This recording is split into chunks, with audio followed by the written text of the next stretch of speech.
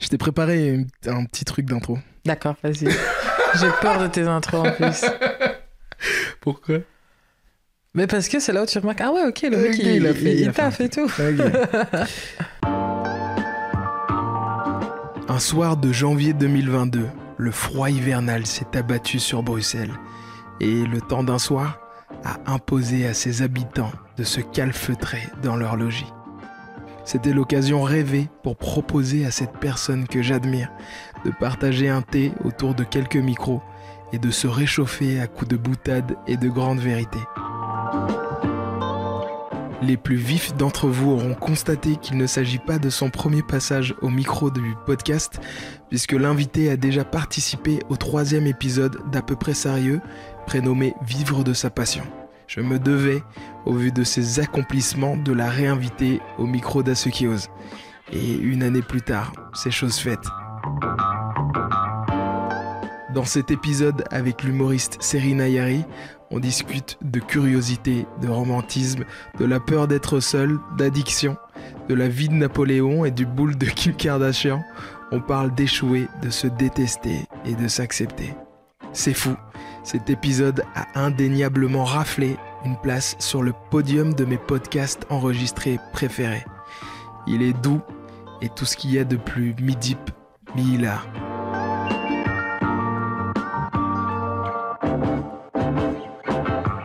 N'oubliez pas de vous abonner à ce podcast sur toutes les plateformes d'écoute et à la chaîne YouTube Aubin et Zaguira. Subscribez également à la page Insta @Aubin et Zaguira pour retrouver toutes les exclus making-of et pour être au courant des dernières sorties. Surtout, likez et lâchez un commentaire sous l'épisode, ça ne vous coûte presque rien, mais ça m'aide énormément pour le référencement du podcast.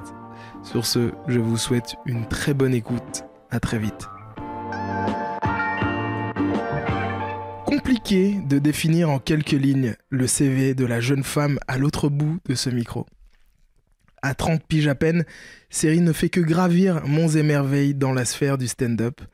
Elle chronique sur Typique, jongle sur scène en français, in het Nederlands and in English, rien que ça. Son style est quelque peu nonchalant, mais authentique. Travailler finement pour avoir l'air négligé.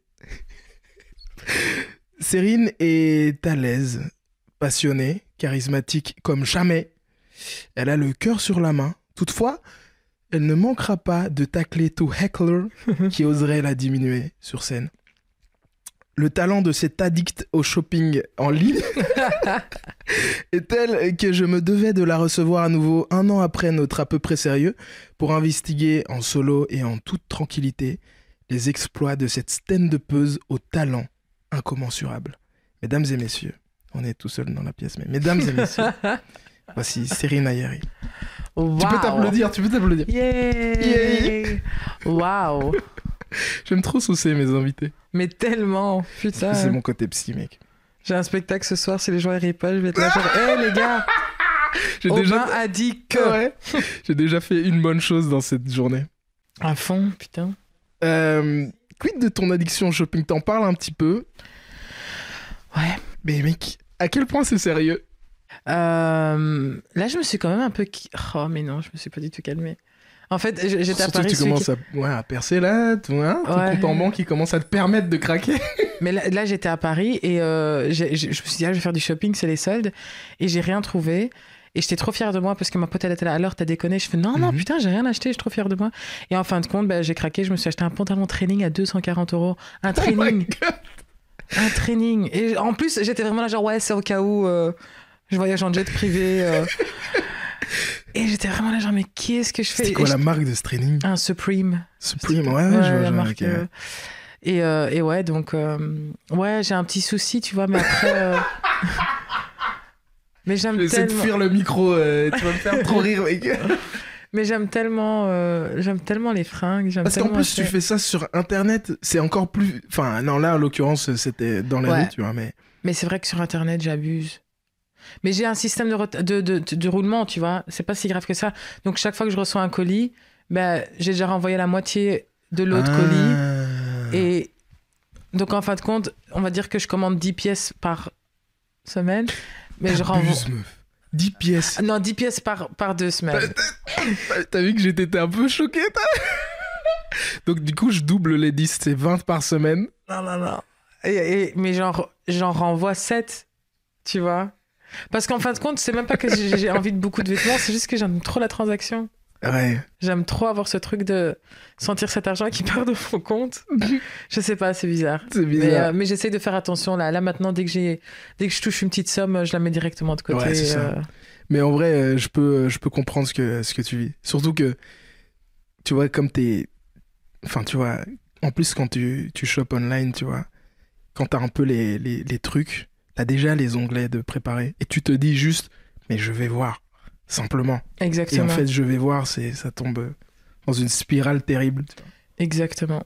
Et parfois aussi, tu vas voir une photo, je sais pas, de quelque chose et tu dis, Ah, j'adorerais putain, voir ça. Ouais, j'ai pas une tenue comme ça. Et puis tu dis, mais attends, je vais en commander C'est un vrai que 4 couleurs. t'es toujours bien sapé. Je me suis fait la réflexion. Ah bon, bah merci, Non, ça, j'aime bien. T'as un style qui est pas... Mais c'est ça, travailler négligé. Ouais. T'es vraiment ça. Genre, je suis confortable, mais stylé. Ouais.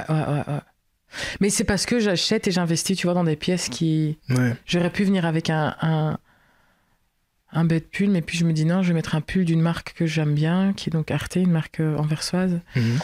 Et ouais, j'aime bien ce genre de petits détails, tu vois, où les gens ils disent, bon, elle est juste en pantalon et en pull, mais en fin de compte, le pull, c'est pas n'importe quel pull, tu vois. Tu crois pas mal en la voyance, tu vois, la spiritualité, au mektoub, tout ça. L'astrologie même. Ouais. T'es vierge. Tout à fait. Toi, t'es quoi? Je te dis pas, sinon tu vas commencer à m'analyser. T'es Capricorne? Non, je suis pas ok. Capricorne, ça. Alors ça va. Je suis bélier. Ah ouais, ça va moins. Non, je rigole, ça va. Non, tu rigoles pas. C'est quoi les béliers? C'est quoi le bail entre vierge? Je connais pas et bélier? beaucoup de choses sur les béliers, mais je sais que c'est genre, ils savent pas ce qu'ils veulent, mais qu'ils savent exactement ce qu'ils veulent pas. Donc c'est très compliqué de proposer quelque chose à un bélier parce qu'il va te dire 20 000 fois non, et puis tu vas lui dire, mais tu veux quoi? Et il va pas savoir te répondre. Il va pas savoir te répondre. Damn. Allez, c'est ce que j'avais quelques copines à moi, bélier. Du coup, Si tu vois, imagine, t'as une boule de cristal qui pouvait te prédire ton futur, tu vois. Ouh là là. Est-ce que franchement, tu chercherais à le savoir? Mais c'est genre un futur détaillé, tu vois, sur ta vie. Bah, ouais, peut-être pas. Allez. Peut-être pas parce que j'ai trop peur. Bah, je crois que j'ai surtout peur d'apprendre comment je vais perdre certaines personnes. Ah ouais? Ouais. Ça t'inquiète? Ouais. De perdre certaines personnes? Mais non, mais imagine, au lieu de dire genre voilà, tu vas perdre tel proche parce que voilà, il va juste être vieux et ce sera la vie et tu auras des bons moments avec, mais voilà, c'est la fin. Ou cette personne va se faire tirer dessus devant toi. J'ai pas envie de savoir ça, tu vois. Je sais que je vais perdre des gens dans ma vie, mais je préfère pas savoir comment. Et si c'est détaillé, qu'on va me dire exactement comment je vais perdre la personne. Ou bien genre, ouais, t'es ensemble avec ta sœur en voiture, vous faites un accident, elle crève. What? Ne me dis pas ça. Ne me dis pas ça. Je suis pas chaud à savoir. Oh, ouais. Tu penses que si tu devais savoir sur un truc, tu choisirais une thématique ou pas? Genre les amours, la santé Je crois, ouais. Ça peut-être, ouais. Peut-être pas santé ou taf. Ouais. Mais peut-être les amours, ouais, parce que j'ai pas nécessairement envie d'avoir une surprise ou... Ouais. T'as envie de maîtriser un petit peu. J'ai envie de maîtriser grave. T'as envie de savoir sur quelle... Allez, dans quelle mesure tu peux te montrer vulnérable. Et j'ai envie de savoir si est-ce que ça va encore la peine que j'essaye ou bien est-ce qu'en fin de compte je vais jamais rencontrer l'âme sœur, je vais jamais être heureuse en amour, à l'aise. Mais au moins alors que je sais que je vais me concentrer sur d'autres trucs et que je vais juste être la tata riche, tu vois. T'as peur d'être seule? Ouais, en fait, je crois que j'ai réalisé que pendant très longtemps, j'ai fait semblant que ça m'atteignait pas et que j'avais pas besoin nécessairement d'être avec quelqu'un, mais que maintenant, je commence à me dire, en fait, non, c'est des couilles. C'est juste moi qui dis ça pour me donner de la force et parce que j'ai des gens autour de moi qui sont dans la même situation et qu'on se dit tous, ouais, de toute façon, on n'a pas besoin de personne, nanana. Et que c'est un peu le discours à avoir maintenant quand t'as envie d'être définie comme une femme forte. Mais qu'en fin de compte, ouais, non, c'est une peur, tu vois. Parfois, je me dis, waouh, j'espère quand même un jour rencontrer quelqu'un, tu vois. Ouais. Mais j'ai l'impression que quand tu vois, en t'entendant parler, c'est plus... Ce que tu réalises, c'est que t'arrives à très bien vivre avec toi-même. Tu te dis, ben, je peux très bien me suffire à moi-même. C'est juste que c'est un constat aussi. Qu'est-ce que ce serait agréable de pouvoir le partager avec quelqu'un, quoi. Exactement. Ouais, c'est ça. Mais je crois qu'aussi le truc de vivre avec moi-même, c'est aussi un peu un truc que moi je me répète tout le temps, tu vois. Que je me dis tout le temps, non mais Cérine, tu sais vivre avec toi-même, tu sais vivre avec toi-même, tu sais vivre avec toi-même. Mais qu'il y a quand même des moments où tu dis, c'est chiant quand même de vivre avec soi-même tout seul, tu vois, tout le temps. Donc, ouais, je sais pas. Qu'est-ce que t'aimerais partager avec quelqu'un? Tu sais, c'est des petits trucs. C'est des petits trucs où tu sais, c'est le nombre de fois où tu réalises que tu manges seul. C'est le nombre de fois où tu rentres à la maison et tu te dis, putain, j'ai une putain de soirée et bah, je la partage à personne en fait. Du coup, bah, je vais regarder une série et puis je vais m'endormir. C'est genre ces moments-là que tu dis, oh, j'aurais bien voulu partager ça avec quelqu'un, tu vois. Et pas nécessairement devoir appeler ta soeur ou appeler une pote pour lui dire, putain, j'ai une putain de soirée. Mais juste être avec quelqu'un, ouais, c'est ce genre de trucs comme ça. C'est certaines activités aussi, tu vois, où tu dis, c'est cool de faire ça avec des copines, tu vois, mais parfois t'as envie de faire ça juste avec. Je sais pas, il y a des trucs où tu dis, mais putain, c'est tellement romantique et je suis là avec ma meilleure pote, quoi. Et on est là, ben, on va se commander une bouteille parce qu'on est les seuls non-couples ici dans la salle, donc. Ouais. Et tu vois, des petits trucs comme ça où tu dis, ah ouais, en fait, le monde est quand même fait pour les couples, tu vois. Et donc, du coup, parfois, tu dis, ben, t'aurais bien voulu partager certaines choses avec un partenaire, quelqu'un que t'aimes, et voilà. Mais tu vois, de nouveau, là, ce que j'entends, c'est, ok, certaines activités en soi, bon, bien sûr, elles sont représentatives de quelque chose enfin, socialement parlant, en plus de, tu vois, si tu vas au resto, ou même à certains trucs, tu vois que c'est une soirée jazz où tu vois des petits couples, même à une soirée stand-up, tu vois, où tu vois des petits couples qui sont ensemble et tout. Que c'est un instant qu'ils partagent, mais ça pourrait être très bien fait avec des amis. Mais il y a un domaine de l'ordre de l'affection, de la tendresse, de la connexion, du partage qui est important, tu vois. Enfin, qui se vit avec un ou une partenaire, quoi. Et peut-être que tu arrives à ce moment ou à cet âge où tu dis, oh, en fait, ouais, je peux le vivre avec une amie et c'est très chouette. Et en même temps, j'ai envie de le vivre aussi avec un cum. Exactement. Un capricorne. Non, non, jamais. Non, mais c'est vrai. C'est tout à fait ça, en fait. Parfois, c'est même pas des moments, mais c'est vraiment des sentiments que tu as envie de partager avec quelqu'un. Et je sais pas, t'as des émotions et que tu te dis, putain, mais je voudrais bien les partager avec une personne. Mais t'as déjà connu des longues relations, je pense. Pas vraiment, pas beaucoup. Non ? Non. Je suis vraiment pas quelqu'un qui arrive facilement à... Et je crois qu'aussi pendant très longtemps, j'ai pas vraiment compris la raison, tu vois. Pourquoi les gens se mettaient en couple. Tu sais, moi pendant ma vingtaine, j'étais vraiment là genre, putain, mais qu'est-ce que vous êtes connes, à toutes mes potes, tu vois. J'étais vraiment là genre, oh là là, vous êtes bêtes, mais bêtes. Et jusqu'à maintenant, je le pense, je me dis que j'ai des potes, elles auraient pu être un autre stade dans leur vie si elles se seraient pas mis en relation à 21 ans et que maintenant, tu vois, que je me dis, ça t'a quand même un peu freiné pour beaucoup de choses dans ta vie, tu vois. Mais ouais, mais moi, non, j'ai pas eu beaucoup de grandes histoires ou des trucs comme ça, non, ça pas. Et je crois aussi parce que j'étais pas prête et parce que je comprenais pas trop l'utilité du truc, tu vois. Tu te sens prête maintenant ? Maintenant, ouais. Qu'est-ce qu'il te faudrait pour... genre, qu'est-ce que t'as envie d'envoyer, tu vois, au cosmos un peu, tu vois ? Moi, j'y crois un petit peu à envoyer. Ouais, j'y crois aussi. Je sais pas, je crois juste vraiment... ma personne, tu vois, quelqu'un de confiance, quelqu'un qui m'apaise, quelqu'un qui me connaît, tu vois. C'est con, mais j'ai ça, par exemple, avec une pote où parfois je l'appelle parce qu'il se passe quelque chose et elle me connaît tellement que elle sait comment me gérer, tu vois. Ben, je voudrais bien avoir ça justement, mais au lieu d'avoir ça avec une pote, ben, avoir ça avec quelqu'un que tu peux vraiment être complètement honnête avec la personne et dire putain, il s'est passé ça et ça et ça, et qu'au lieu que la personne elle va être là genre ouais, c'est tout... mais elle va vraiment pouvoir t'écouter et va savoir aussi que dans 2 jours tu vas être pote avec la personne et que tu vas pas prendre les choses trop au sérieux. Juste somebody who gets me. C'est vraiment juste ça et ouais, et quelqu'un avec qui j'ai envie de construire des projets aussi, tu vois. Parce que c'est chouette de construire des trucs tout seul, mais bah quand tu peux faire, et je parle pas de projet genre professionnel, tu vois, mais Ouais. ouais, je sais pas, faire des trucs avec des gens, avec Quelqu'un quelqu'un. d'authentique, assez authentique pour... Enfin, en t'entendant parler, je me dis aussi quelqu'un de très indulgent, tu vois. Ouais. Très patient aussi, tu vois. Genre, ok, il est là pour écouter... m'écouter moi en train de vivre mes méandres de vie.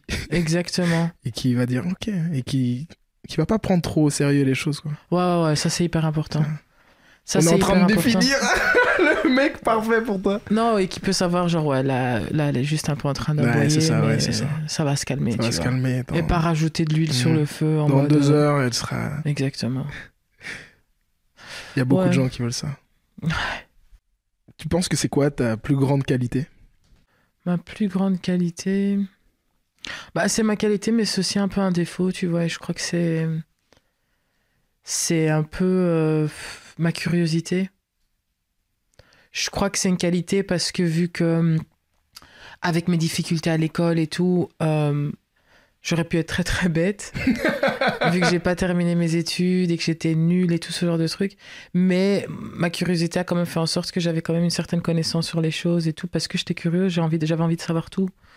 Et tu me disais, tiens, tu veux un bonbon Napoléon? J'allais me poser la question, mais c'est qui Napoléon en fait? Et puis pendant 3 semaines, j'allais faire rien d'autre que regarder des documentaires sur Napoléon parce que je voulais tout savoir sur la vie à ce mec, tu vois. Parce que j'avais cette curiosité et je l'ai encore. Mais ouais, mais parfois c'est un peu chiant, tu vois. Parfois t'as des gens qui sont là, mais meuf, arrête de me poser 20 000 questions, on se connaît pas. Et peut-être que c'est aussi le côté, tu vois, quand on est trop curieux sur tout, bah tu peux perdre du temps, quoi. Ah ouais, mais je perds énormément de temps. J'écoutais une de tes chroniques là sur Typique.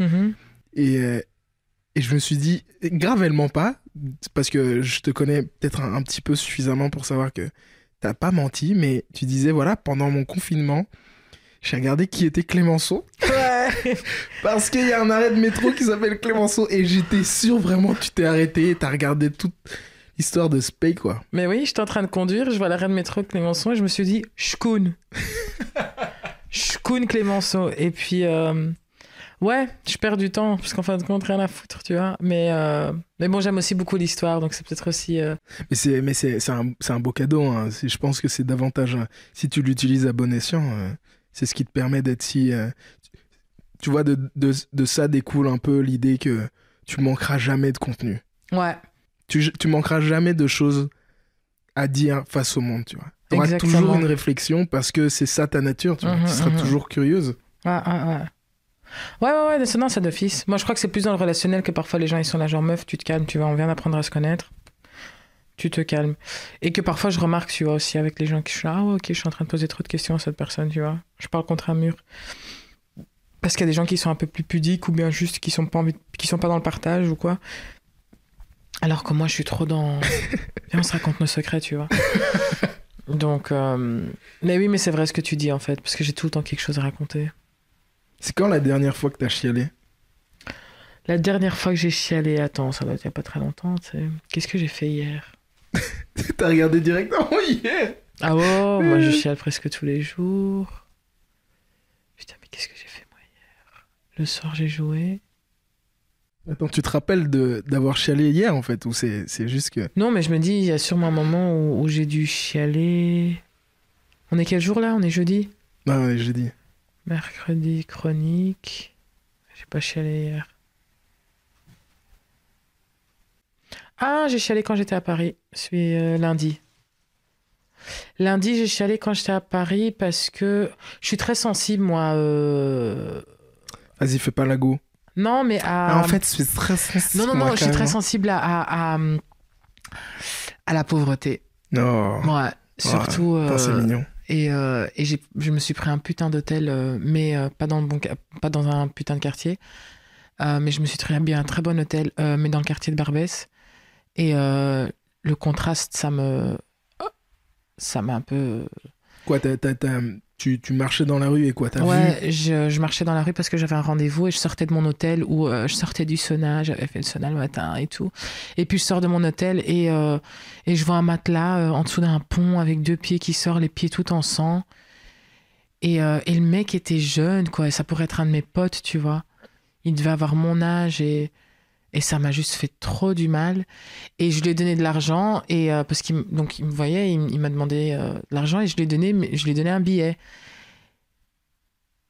Parce que c'est ce que j'avais dans ma poche et j'étais tiens mec, parce que voilà, je me dis putain mais il a mon âge ce mec, tu vois, il va avoir 30 ans et on sait pas ce qu'il a quitté. En plus voilà, il venait du même continent que toi et moi et donc du coup je me dis Ouais. putain. Et le regard qu'il m'a donné quand il a pris ce billet, ça m'a... Et du coup, ouais, voilà. Après, je suis rentrée dans le métro, je me suis mis un peu à chialer. C'était un regard plein de, de gratitude ou c'était de la désillusion? Enfin, tu vois, c'était C'était quoi de la comme... désillusion et c'était de la gratitude aussi, tu vois. Et c'était de meuf, t'es sûre? Ah. Et que j'étais là, mais je suis tellement sûre. Je suis tellement sûre. C'est parce que t'as ce regard-là que je suis encore plus sûr. C'est ça que Ouais, exactement.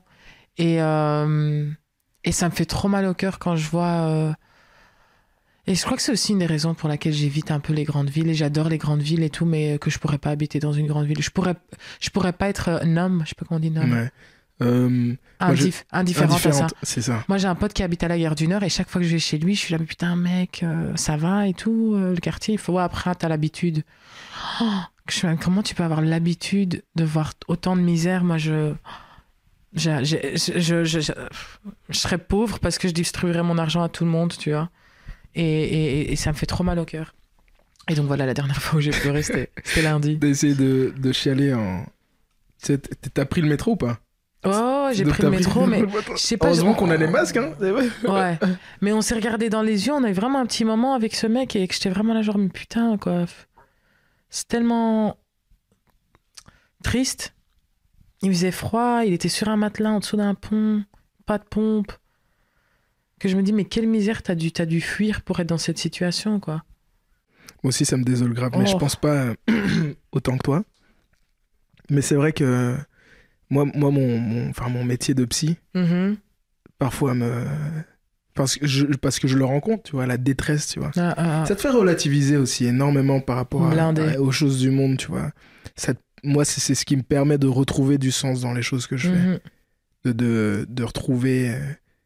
Tu vois, parfois, tu peux être entraîné dans tes projets professionnels et réaliser, faire et passer de meeting en meeting, de réunion en réunion et parfois de passion en passion, mais la rencontre avec une personne, tu vois, qui te parle de sa détresse ou directement, tu quittes la tête, tu vois. Ouais. Tu quittes la tête, en fait. Tiens, en fait, ouais...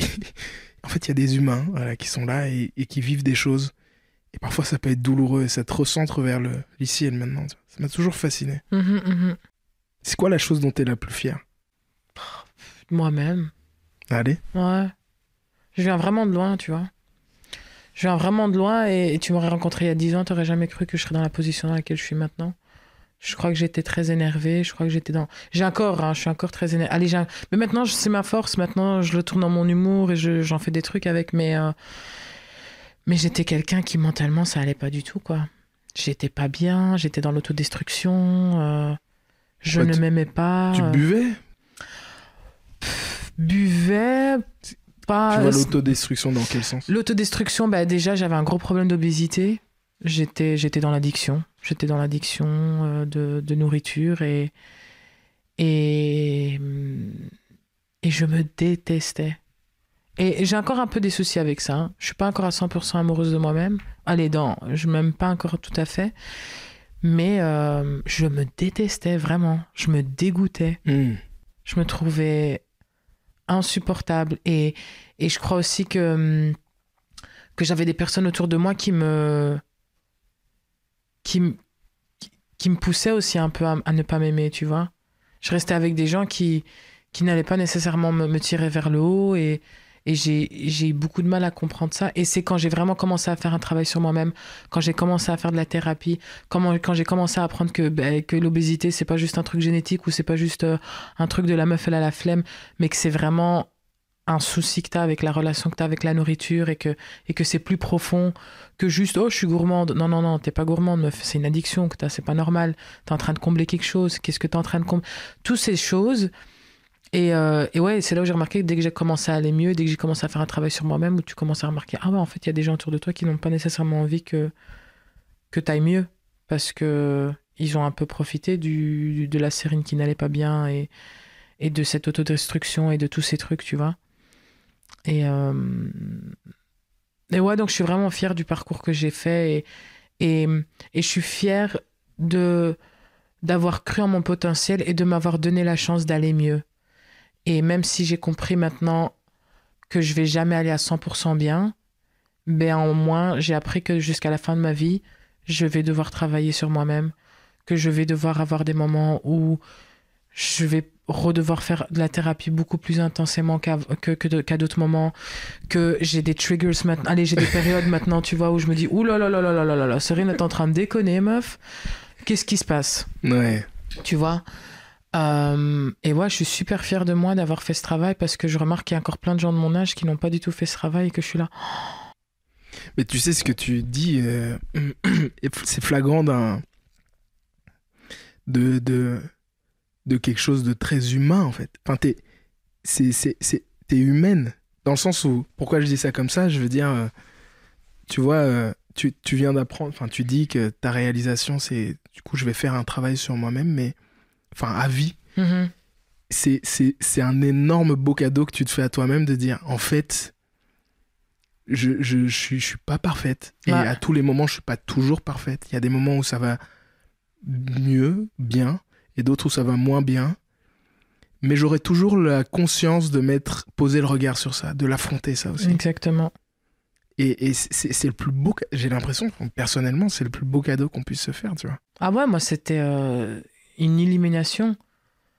Le jour où j'ai commencé à faire la thérapie et réaliser des choses, et puis croire que je vais mieux, donc arrêter la thérapie et quelques mois plus tard être dans la même situation.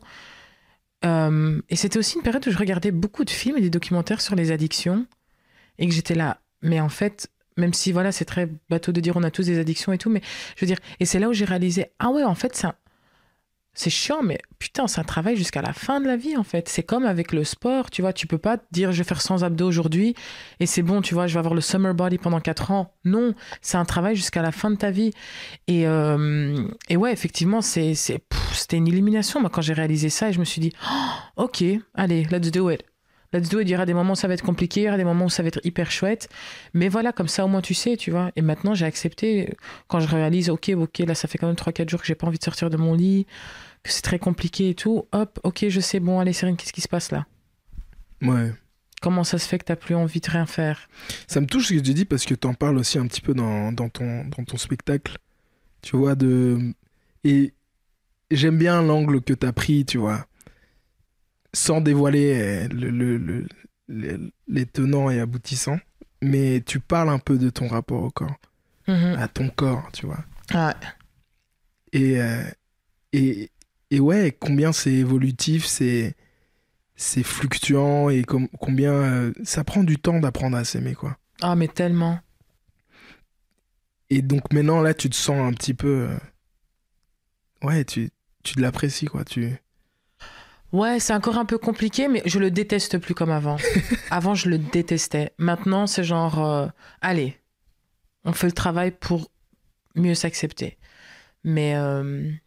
petit à petit, tu vois, j'ai unfollow tous les Kardashians. Parce que c'est pas ces connasses qui allaient m'aider à me sentir mieux sur moi-même. Avec leur fat ass. Putain, fat ass, tiny waist.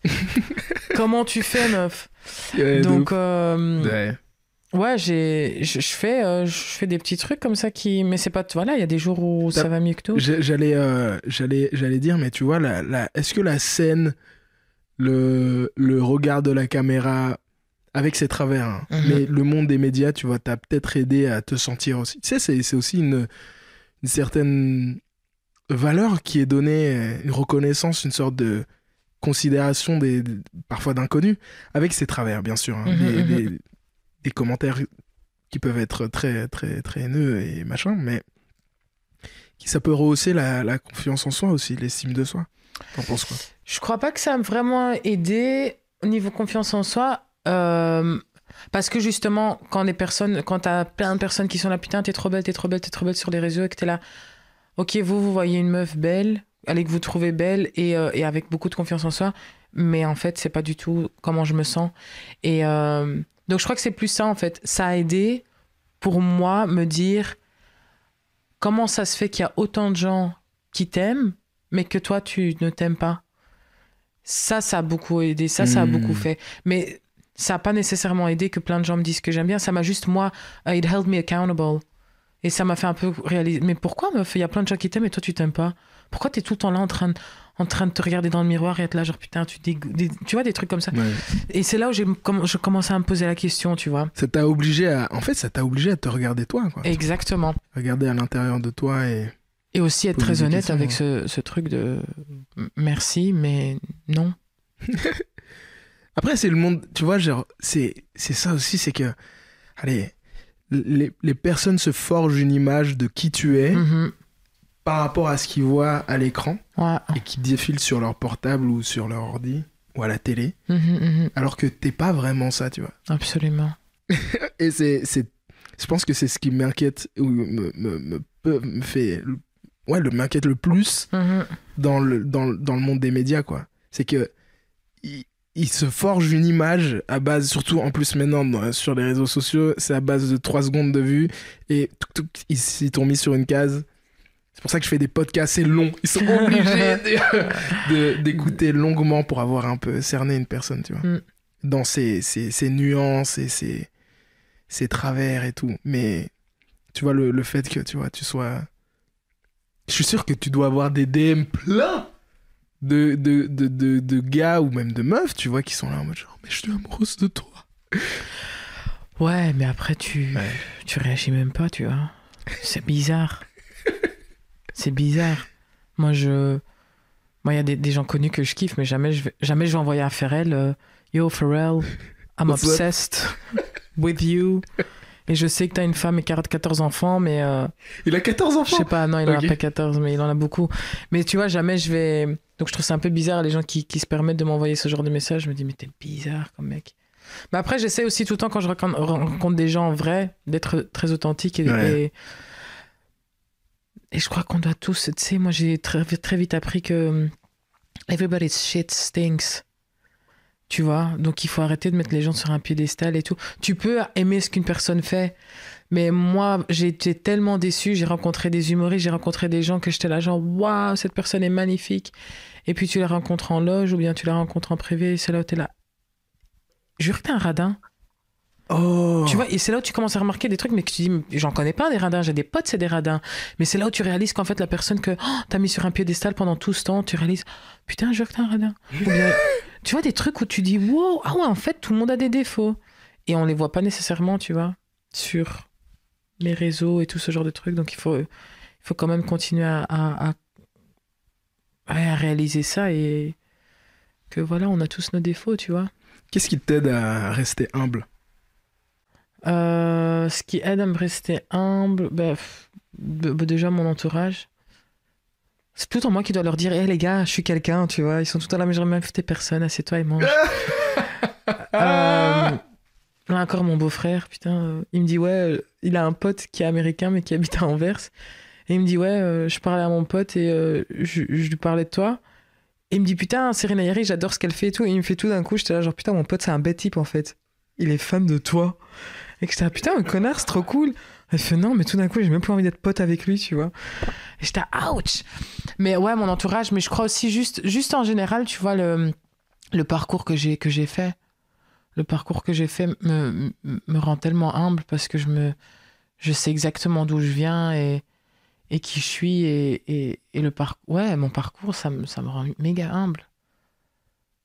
Tu sais, moi, c'est des trucs maintenant, la fois passée, pendant les fêtes, on en parlait avec mes sœurs, mais des trucs où tu réalises, tu vois, de toi avant, où tu te dis, putain, mais en fait, on était pauvres. En fait, on a grandi, mais ça, on réalisait. Tu vois, ce genre de truc-là où tu réalises que, ah ouais, ok, donc en fait, je viens de loin, loin, loin, tu vois, donc je vais bien me calmer parce que je sais exactement d'où je viens et que je vais pas me faire. Et aussi putain, pardon, hein, mais je Vas-y, t'inquiète. Mais tu vois des expériences où tu te dis, waouh, t'es avec tel humoriste sur un projet et tu réalises qu'il y a des gens, c'est des personnes, mais ils traitent quand même les gens comme de la merde, alors que moi, j'essaie tout le temps de traiter les gens bien. Et parce que justement, pas que je me force à être humble, mais parce que ça fait partie de moi et que je trouve ça important d'être gentil avec les gens, tu vois. Et que tout d'un coup, Kindness, you know. Ouais, be fucking nice, t'es qui? Moi, Montreux, j'ai ramassé une de ces claques dans la gueule quand j'ai vu comment certains humoristes se comportent alors qu'ils sont rien, alors que c'est des pauvres merdes. Et c'est là où tu dis, waouh! Donc parce que tu fais Montreux, tu crois que tu peux parler comme une merde à la maquilleuse? Et puis après, la maquilleuse, tu parles avec elle, toi, t'es gentil avec elle. Et c'est là la maquilleuse, elle te dit, Cérine, j'ai maquillé Catherine Deneuve, j'ai maquillé Depardieu, et personne m'a traité aussi mal que cette bête petite humoriste-là. Et c'est là où tu dis, putain, mais les gens, c'est des oufs. Et c'est ce genre d'expérience-là, tu vois, qui fait en sorte que ça fait en sorte que tu vas rester gentil et que tu vas rester traiter les gens comme des égaux, tu vois. Égaux, ça se dit? Ouais, non, c'est ça. Et peut-être que là, je sens aussi sans doute ton éducation, tu vois, genre, Ouais. qui t'a aidé à rester. Tu vois, c'est bête que tu me dises ton entourage t'aide à rester humble, mais c'est un joli cadeau que, tu vois, d'avoir ton entourage qui va toujours te regarder, non pas comme cette superstar en devenir, mais. Non, c'est Cérine, bien sûr. Tu vas manger à la maison, quoi. C'est bête, hein, mais juste même ta mère qui te dit. C'est l'exemple courant de beaucoup de gens qui ont percé et qui dit ok, tiens la liste de courses, tu n'oublies pas de me chercher le truc, et quand tu reviens tu fais maman j'ai gagné des millions, j'étais nanana, fais ok super, mais nettoie la maison, vide le lave-vaisselle s'il te plaît. Exactement. Ça aide à pouvoir se dire ok, ouais. et j'ai été frappé par ça aussi, hein, tu sais, dans le monde des médias de manière générale, tu fais face souvent à beaucoup d'ego. Et avoir c'est plus un défi de ne pas changer que de, tu vois, parce que les gens autour de toi peut-être ils changent leur regard ou etc, de rester humble et rester respectueux, avenant, bienveillant avec les gens. Exactement. C'est un défi, c'est un réel défi, quoi. C'est fascinant que tu puisses continuer à y arriver. Mais c'est aussi moi qui observe, tu vois, j'ai été dans une situation, pour pas trop donner de détails, mais j'étais dans une situation où j'étais avec des grosses têtes, on va dire. Ouais. Et c'est la plus grosse tête de la salle qui était la plus bienveillante avec moi, qui a fait en sorte que j'étais à l'aise, qui m'a demandé si j'avais besoin qu'on me raccompagnait chez... Tu vois, des trucs comme ça où tu dis, putain, et alors t'as toutes ces autres personnes qui, en fin de compte... c'est des gens, mais en fin de compte c'est personne, on est tous personnes, tu vois ce que je veux dire, mais qui se comportent comme je ne sais pas quoi, qui parlent mal au staff et tout, des trucs comme ça, et qu'en fin de compte tu dis putain mais c'est la personne qui a le plus percé, que je respecte le plus et qui en fin de compte a le plus le droit, on va dire, de se la péter, qui se la pète pas, qui se la pète pas du tout. Je suis certain que ça, quelque part, ça te reviendra au change de rester tu vois, de rester comme ça. Que certains pourraient dire mais c'est une perte de temps, c'est une perte de... Tu vois, que tu t'arrêtes et que tu dises cette personne elle me parle, mais certes elle me parle en tant qu'humain et je prends 5 minutes de mon temps et ok j'ai un meeting et qui est très important et je perds ce temps avec cette personne, mais quelque part moi je pense que ça te revient. Ça mais te bien revient sûr, dans ta la réputation, vie, mec, ta réputation. Moi, combien de gens je connais que quand ils me disent que je parle d'un nom, ils sont là, grosse connasse. Putain, mais j'ai pas envie que les gens y pensent ça de moi, tu vois, parce que de un, je le suis pas, et de deux, mais ta réputation, ça fait beaucoup. Tu sais, moi maintenant, je joue de plus en plus à Paris, je sais qui est aimé, qui n'est pas aimé, tu vois. Et tu dis, ça va vite, les gens parlent, et donc sois gentil, just be fucking nice. T'es personne, wesh. T'as peur d'échouer? De pas arriver à... Non, parce que moi déjà, je suis au-dessus de... Je suis des gens en fait. Non, mais... je mets des mots dans ta bouche. Non mais pour moi Oui. Ce que je suis en train de vivre là, c'est tellement huge, c'est tellement au-dessus de ce que je pensais pouvoir. Que si j'échoue. Ouais, j'échoue, ouais. Si j'échoue maintenant, je me dis, mais attends, meuf, ça fait 3 ans que tu gagnes. À l'aise, tu vois. Ça fait 3 ans que t'es en bonus. T'es au-dessus de ce que tu voulais atteindre. Donc, peur d'échouer. Je me dis, mais non, de toute façon, ça va être une belle leçon. Ça va être une belle leçon, je vais échouer, ça va être une belle leçon. Et puis, je sais pas, je vais me rediriger vers quelque chose d'autre, tu vois. Tu pourrais faire quoi d'autre si t'étais pas humoriste? Stand-upeuse, comédienne. Tu ferais des doublages de voix en flamand? J'en fais déjà. Non, je crois que je ferais... j'aime beaucoup l'enseignement. J'ai beaucoup aimé faire ça.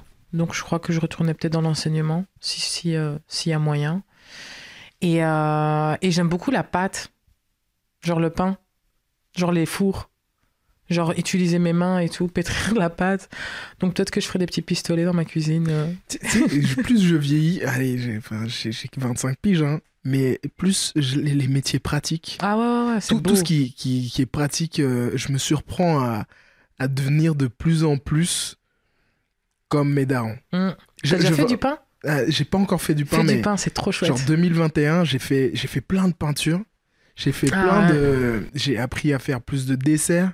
Non, c'est plus 2022 que je veux faire plus ça, mais... Et genre, je suis parti en vacances récemment là, avec des copains, des vieux copains d'enfance et tout. Et j'ai acheté le guide du routard, donc c'est un papier qui... Enfin, tu vois, c'est un truc de visite, quoi. Et j'étais aux anges, tu vois. J'étais là, je mettais des annotations et tout, j'étais...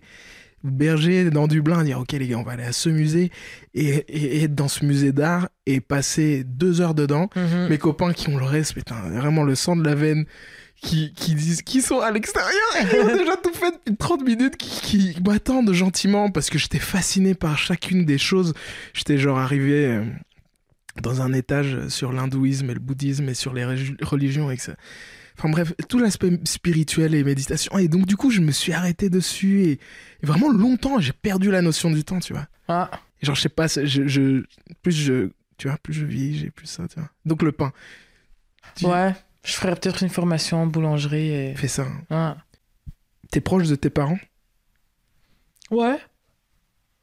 Ouais, quand même.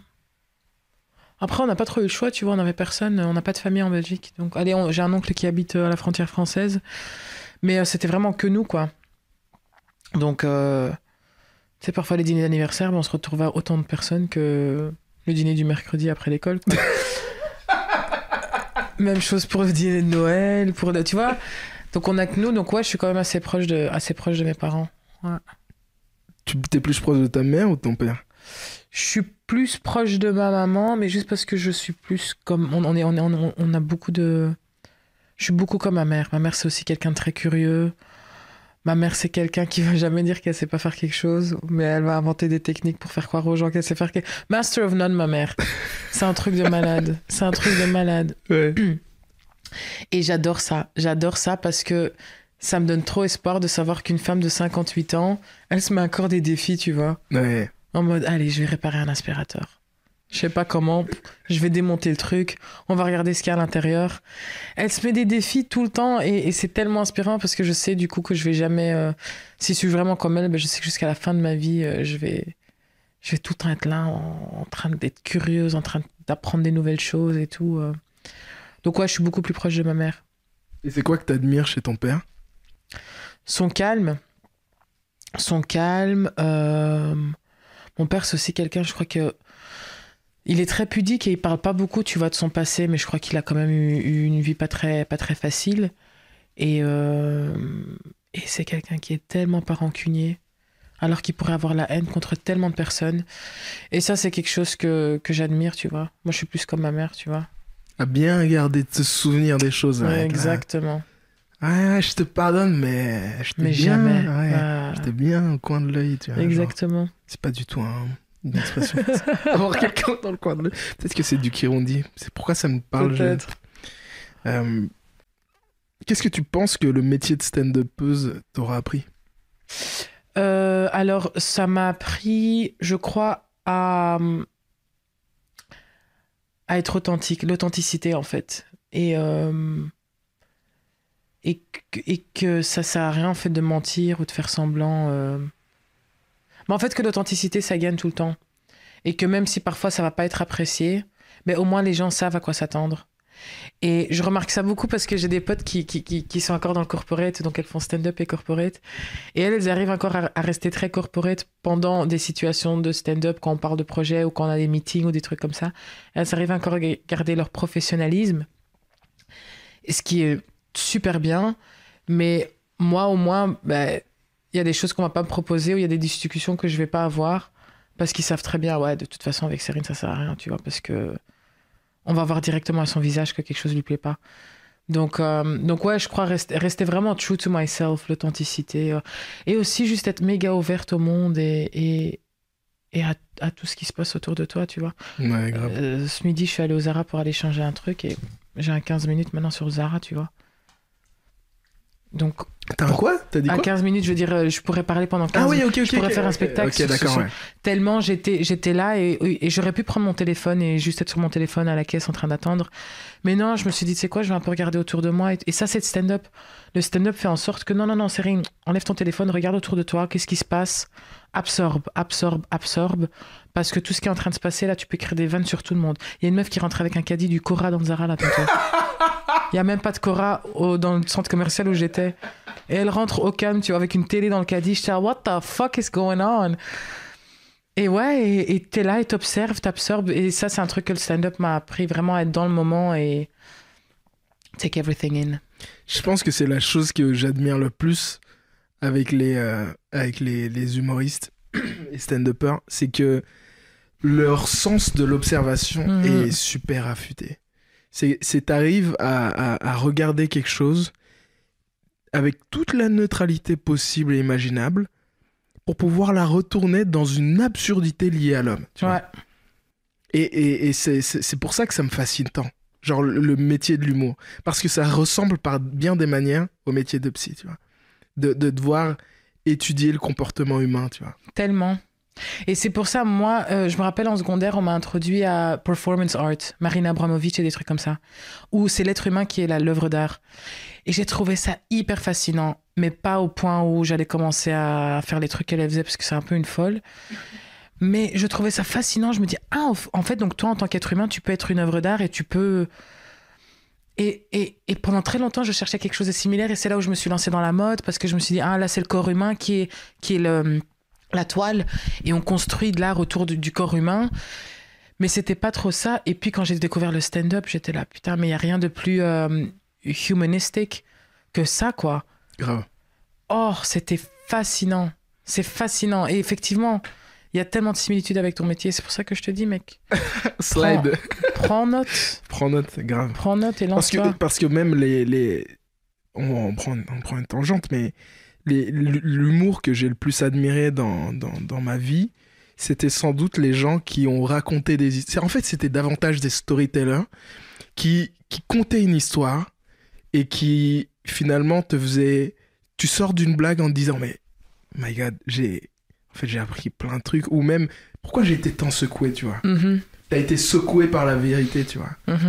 Et par un prisme qui... Tu pensais pas que ça pouvait venir de là, tu vois. Je pense que Dave Chappelle est très fort pour ça, mais c'est pas le seul. Il y en a plein avant et il y en aura plein après, tu vois. Et c'est l'angle de l'humour qui, à titre très personnel, tu vois, mais qui me fascine le plus, couplé au fait que quand tu vois quelqu'un sur scène, c'est quelqu'un qui arrive à être... qui a sa propre identité et tu sens qu'il ou elle ment pas. Ouais. T'es un génie pour ça, moi, je trouve. T'es forte pour mettre à l'aise les gens. Ouais, voilà, en plus. Pour mettre à l'aise les gens et sentir que...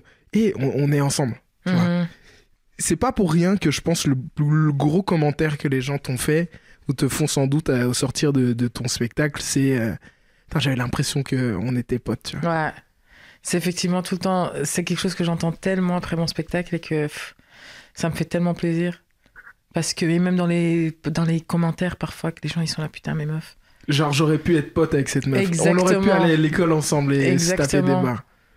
Et j'adore ça parce que effectivement, j'ai pas envie de me mettre un air, j'ai pas envie de faire semblant, j'ai pas envie de... Tu sais, ça aussi, c'est le problème avec le stand-up, c'est qu'il y a beaucoup de d'humoristes qui jouent les stand-uppers. T'es là, you don't act like a stand-up comedian, you are a stand-up comedian. De ouf. Tu peux pas faire semblant et d'être là, genre, vous aussi, les trottinettes, ça vous fait chier. Ta gueule, tu vois. Donc, ouais. Moi, il y a plein d'humoristes que je me dis, mec, t'as tellement de talent, t'as tellement de potentiel. T'as pas besoin de faire ça, mec. Mais t'as pas besoin de faire ça. de- Parle-moi de toi, tu vois. Ouais. T'as une histoire de dingue, parle-moi de ça. Mais du coup, moi, je suis méchant. Enfin, je suis, j'allais dire critique, mais c'est pas ça. C'est, you set the bar high of expectation, tu vois. Genre, Mhm. dès qu'il n'y a pas quelqu'un, et alors, faut donner beaucoup, faut être indulgent. Mais c'est comme dans tout métier, dans tout truc.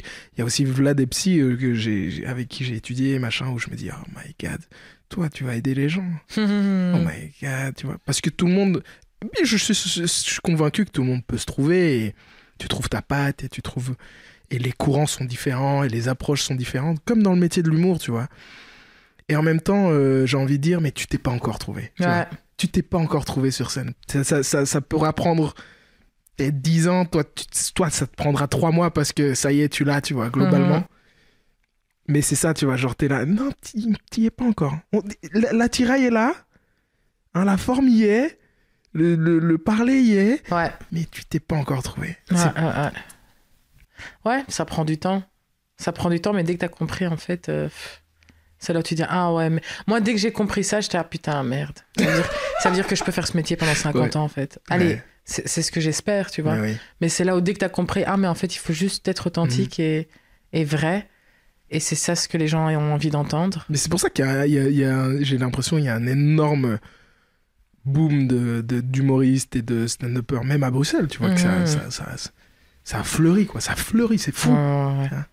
Si tu pouvais vivre jusqu'à l'âge de 90 ans et conserver soit l'esprit, soit le corps d'une personne de 30 ans pendant les 60 dernières années de ta vie, donc en plus c'est parfait, t'as 30 ans pile, tu préférais lequel? L'esprit d'office. Ah ouais? Ouais. Moi, ça me dérangerait pas de pouvoir bouger, d'être vieille. Non, moi, l'esprit, moi, je trouve ça tellement important. Parce que ça, c'est aussi un truc, tu vois. Toi, t'as 25 ans. Quand tu vas avoir 30 ans, tu vas commencer à réaliser qu'il y a des potes autour de toi, en fait, c'est des vieux. Alors que vous avez le même âge. Et c'est là où tu vas être là, genre, ah, comment t'es devenu trop vieux. Genre des potes qui écoutent encore des vieux sons, que t'es là, ok, mais moi aussi, j'écoute encore des vieux sons. Mais est-ce que t'as entendu ça? Ouais, non, moi, les trucs nouveaux, ça m'intéresse pas. T'es là, Oh, damn. arrêtez de t'intéresser. Alors, je comprends, tu vois, par exemple, moi, je me rappelle quand Trap Music est sorti. J'étais vraiment là, genre, les gars, je vais pas écouter du trap. Je sortais au Bloody, tout le monde était là sur des sons de trap, que j'étais vraiment là, genre, non, les gars. Ça, non. Mettez-moi un bon son R&B. Grave. Moi, j'ai envie de danser, mais du trap, je suis désolé. Tous ces gens en train de sauter là dans tous les sens, not my jam. Mais c'est pas pour ça que je vais arrêter d'écouter des nouveaux sons. Et ouais, donc c'est pour ça, l'esprit, je veux le garder aussi jeune que possible. Après, je vais encore avoir mes expériences et allez, tu vois, mes memories et tout, hein. Mais je commence à remarquer, tu vois, il y a des gens autour de moi où tu dis, oh merde, tu deviens genre boring. Allez, ouais, t'es plus intéressé, tu vois, genre c'est la descente maintenant. Tu vas La plus rien descente, apprendre de nouveau. Ouais. C'est ce qui me fascine avec. Tu vois, je lis quand même pas mal et j'essaie au moins malgré tout ce que je fais dans la vie et tout. Et j'adore lire sur des sages et tu vois, des femmes et des hommes qui ont accompli énormément. Et le point commun entre toutes ces personnes, même dans les interviews, Nelson Mandela, etc., ou une Oprah, c'est qu'ils ont une capacité d'adaptation hors du commun, tu vois. C'est ça l'esprit jeune, en fait. Ouais. C'est l'agilité de l'esprit, tu vois. C'est de jamais rester fermé. Exactement. Alors, ça veut pas dire que, tu vois, si t'as 60, 70 ans, et ben, à un moment donné, tu dis, ok, ça m'appartient plus. Mais je trouve ça fascinant, les gens, tu vois, les vieilles personnes qui sont là, qui disent, ah, explique-moi. Attends, ok, donc du coup, tu prends ton smartphone. D'accord, tu peux poser une question et t'as pas besoin d'aller à la bibliothèque pour ça. Non. Ok, et qui garde un. C'est ça pour moi le regard jeune, tu vois. C'est ça, tu vois. Mon père est très comme ça, genre, il arrive à toujours rester, genre. Up to date. Ouais. Ça, c'est cool. Et je me dis, ah, mais c'est ça, c'est parce que c'est plus facile de rester dans les vieux trucs. et de pas constamment rester. Hein. Mais c'est là où tu deviens... Je veux toujours avoir l'impression de faire partie de ce monde, tu vois. Et c'est pour ça, moi, une fois j'avais une discussion avec une pote où elle était là genre, ouais, putain, un truc de climat et tout, ils abusent un peu ces jeunes. Que j'étais là genre... mais que j'étais là genre, mais comment tu peux, tu vois... Et puis je lui parlais, je fais, tu te rends compte que nous, on a manifesté quand on était en secondaire, mais après c'était juste pour sécher les cours, mais parce que Bush voulait rentrer en Irak. Grave. On croyait que c'était genre notre plus gros problème à l'époque, tu vois. Il y en a eu 20 000 qui sont venus après, tu vois. Mais on l'a quand même fait, tu vois, et on se sentait hyper fiers parce qu'on avait genre, je sais pas, 14 ans, quelque chose comme ça, et qu'on était là genre, no, stay out of Iraq. Tu me donnais une carte, je pourrais même pas te dire l'Irak où elle était à l'époque, tu vois, mais... Et les gens ont tendance à oublier ça, qui ils étaient quand ils étaient plus jeunes. Et quand j'ai raconté ça à cette pote, je fais, mais meuf, tu te rappelles pas, nous, avant et tout? Elle fait, ouais, mais bon, ça c'était avant et tout. Et en fin de compte, il y a quand même une grosse guerre. Et pire, ouais, ils disent en fait, mais non, mais ça c'était des vrais problèmes. Voilà, que je me dis, mais c'est ouf. C'est ouf, c'est comme maintenant aussi avec TikTok, tu vois. J'ai du mal. Moi aussi, j'ai grave du mal. Mais je ne vais pas fermer la porte et je vais pas être là genre, non, mais de toute façon, c'est un bête truc. Non. C'est un truc d'une autre génération et j'avais une pote la fois passée qui me disait ouais mais de toute façon c'est un bête type, c'est juste un TikToker. Ouais mais on sait pas en fait le pouvoir que TikTok a, tu vois, donc pour toi c'est un bête type parce que c'est juste un TikToker, mais... Et puis tu peux avoir le respect de toujours chercher vraiment comprendre, ne fût-ce que comprendre, pas forcément adopter la chose, mais comprendre et dire ah mais tiens c'est vrai, et quoi, tu fais des millions de vues et comment c'est quoi les codes, c'est quoi les trucs, tu vois, et tu fais ok en fait c'est comme ça et... tu passes à autre chose. T'es pas obligé de l'adopter, ce truc. Exactement. Mais l'effort de pouvoir le comprendre, c'est important. Qu'est-ce qu'on peut te souhaiter pour la suite, Cérine? Pour ton futur? Santé, je crois. C'est tout. Juste une santé qui fait en sorte que je peux continuer à avancer. Ouais.